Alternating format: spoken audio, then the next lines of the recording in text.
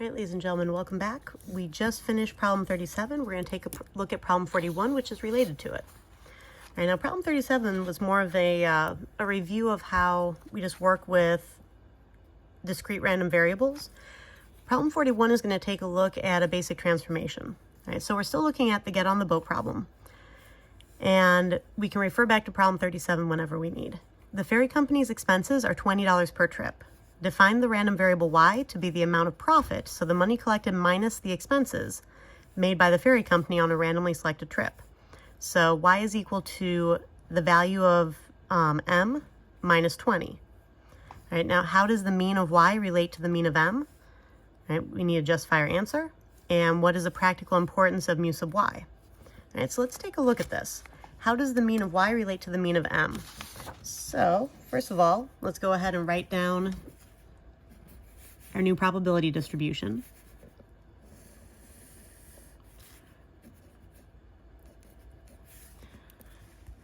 So y was equal to whatever we had for m minus 20. So that means that if there are 0 cars traveling, then they're losing $20. Right? That happens 2% of the time. If there's 1 car traveling, they're losing $15. Remember, we're taking the distribution that we had worked with previously. All right, so this was our distribution of m. Each car they collect $5 from, so 0 cars is $0. 1 car is 5, 2 cars was 10, 3 cars 15, then 20, then 25. All right, now we're looking at subtracting 20 from each one of these. So if 2 cars are traveling, we collect $10, but $20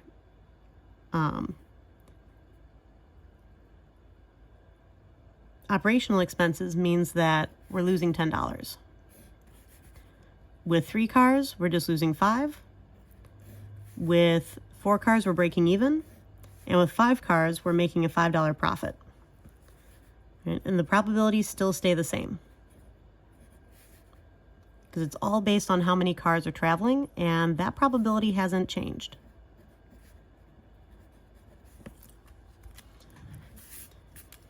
All right, so let's go ahead and calculate the mean and standard deviation and just take a look at how it changes. The original mean and standard deviation, right? So mu sub m was equal to $19.35.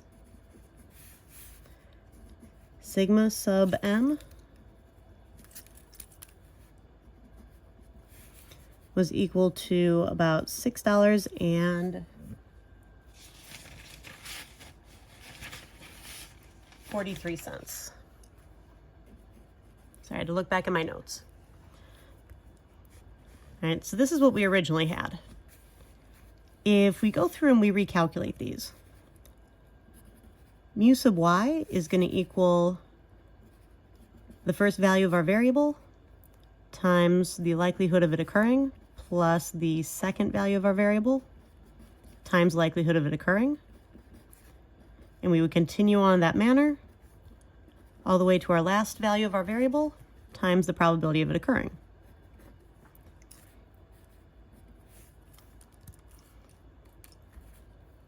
Likewise with our standard deviation. I'm just going to go ahead and write out these formulas.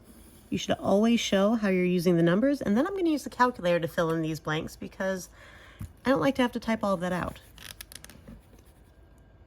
And if you need to see the shortcut for how to actually do this or how to do this by hand, please see the previous video.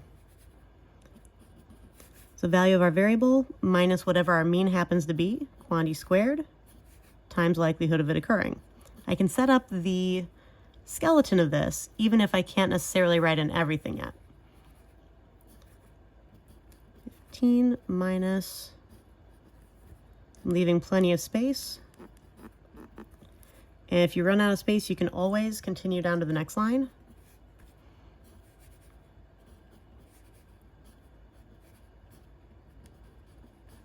All right, so let's go ahead and figure these out. And unfortunately, my calculator is still dead, so we'll just have to make do. Now, the app that I'm using is Graph and Calc 83 on the iPhone. I discovered during our previous video that Calculate 84 doesn't actually have this feature that I'm about to show you fully programmed. All right, so you'll either have to use an actual TI-84 calculator, do it by hand, or get the Graphing Calculate 83 calculator, which is a paid app program. All right, so I'm going to go to Stat, I'm going to hit Enter on Edit, and I'm going to leave my probabilities the same, and I'm just going to adjust my previous values of my variable, because I still have the previous distribution saved in here. Notice I'm using the negative sign down here. The minus in the parentheses is your negative sign. The other one is the minus sign. The calculator needs to have the correct version identified in order to be able to do what's expected of it. All right, so I have the value of y typed into list 1. I have the probability of that random variable in list 2. I'm going to go back to Stat. I'm going to go over to Calculate. And I'm going to do the one variable statistics. Now, if you take a look at what's written in the brackets here, you'll see X list name and then frequency list separated by a comma. All right, X list name just means where did you list out the values of your distribution, and then frequency list would be how often does it occur. If you're doing a probability distribution, then you'll fill in both. If you're just doing a regular distribution and you type every number in as often as it appears, then you don't have to have a frequency list, right? But when you're dealing with a probability distribution, the frequency list is the probability list. All right, so second one for list 1, where I typed in the values of my distribution. Second 2 for list 2, where I typed in the probabilities, hit enter, and I have my mean, which is negative 0.65. Now what this means is that if the ferry runs many times, the typical profit for a single randomly selected ferry trip is actually a loss of 65 cents. That's a problem for them. And let's see, so we're looking at negative 0.65, negative 0.65, negative 0.65. I'm just filling in this number into my formula. And the standard deviation is, oh, look at that, still $6.43. So take a look at what happened when we just subtract our entire distribution by 20. All right, this is what we call a linear transformation, when we add and subtract or multiply and divide a previous random variable and the distribution by just a number. All right, addition and subtraction have an effect on the mean. Right? So if we take the previous mean and we actually go ahead and subtract 20 from it, we get negative 0.65. All right, so 19.35 minus 20 is negative 0.65. So if we know how linear transformations work, we don't actually have to do this whole formula. We don't have to type everything into here. We can just straight up subtract the 20 from the center and figure out our new center. However, measures of spread are not affected by addition and subtraction. They're only affected by multiplication or division.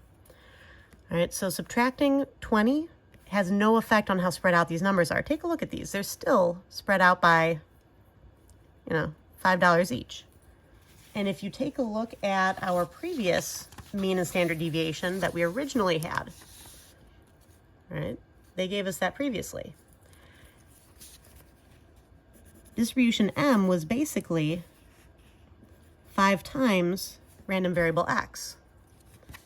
So if we take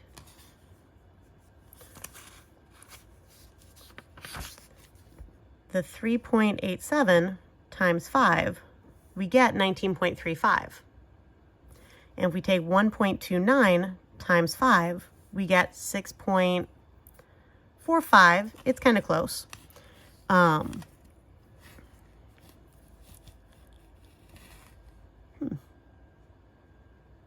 Very close, but not exact. Interesting. I would have to look into why exactly that happened. It probably has to do with rounding. All right, so when you're multiplying for your linear transformation, it affects both mean and standard deviation. But when you're just subtracting, it only affects the mean. It does not affect the standard deviation, as you can see right here. All right. Now, just because this turned out kind of weird, I'm going to do a what if scenario. And I'm going to go back into here and I'm going to change this to the original 0, 1, 2, 3, 4, 5.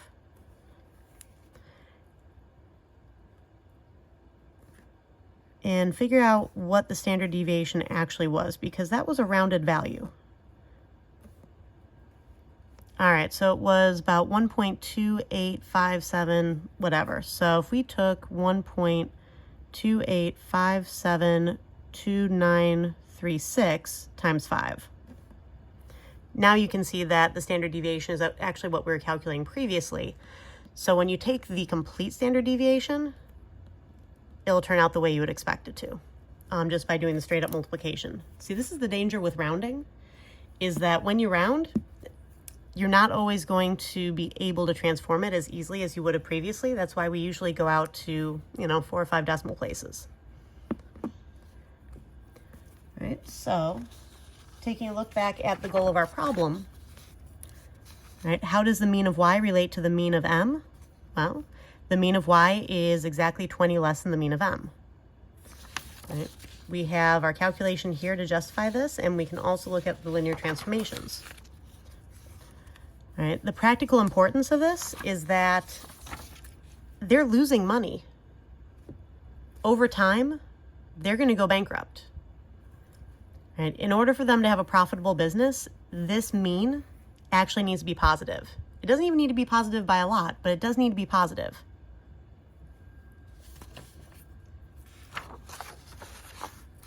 And how does the standard deviation of y relate to standard deviation of m? It's going to be exactly the same, because subtraction has no effect on spread. And we have our formula here to justify it as well, but also you can just say that, addition and subtraction have no effect on the spread of a distribution, and standard deviation is the spread. All right, now the practical importance of this is that they could either be in the black, where they're actually making a profit, or they could be extremely in debt. All right.